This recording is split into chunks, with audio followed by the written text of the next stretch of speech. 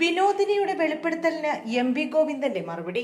CPM മുൻ സംസ്ഥാന secretary Kodiyeri ബാലകൃഷ്ണന്റെ കുടുംബത്തെ പാർട്ടി അവഗണിക്കുന്നുവെന്ന ഭാര്യ വിനോദിനി ബാലകൃഷ്ണന്റെ ആരോപണങ്ങൾക്ക് മറുപടിയുമായി CPM സംസ്ഥാന സെക്രട്ടറി എം.വി. ഗോവിന്ദൻ രംഗത്ത്.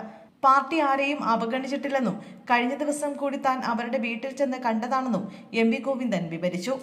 ആരും തിരിഞ്ഞു നോക്കാതെ ഇരുന്നിട്ടില്ലെന്നും കോടിയേരിയുടെ വീട്ടിൽ ഇടയ്ക്ക് പോകാറുണ്ടെന്നും വ്യക്തമാക്കിയ എം.വി. ഗോവിന്ദൻ വിനോദിനി എന്തുകൊണ്ടാണ് അങ്ങനെ പറഞ്ഞതെന്ന് അവർ തന്നെ വ്യക്തമാക്കട്ടെ എന്നും കൂട്ടിച്ചേർത്തു. വിനോദിനി ആർക്കെതിരെയാണ് ആരോപണം ഉന്നയിച്ചതെന്ന് തനിക്ക് അറിയില്ലെന്നും അക്കാര്യം അവരോട് തന്നെ ചോദിക്കണമെന്നും CPM സംസ്ഥാന സെക്രട്ടറി ആവശ്യപ്പെട്ടു.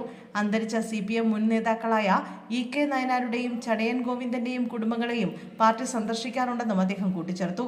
ഇന്നലെയാണ് വിനോദിനി ബാലകൃഷ്ണൻ CPM സംസ്ഥാന നേതൃത്വത്തിനെതിരെ പരോക്ഷ വിമർശനവുമായി രംഗത്തെത്തിയത്.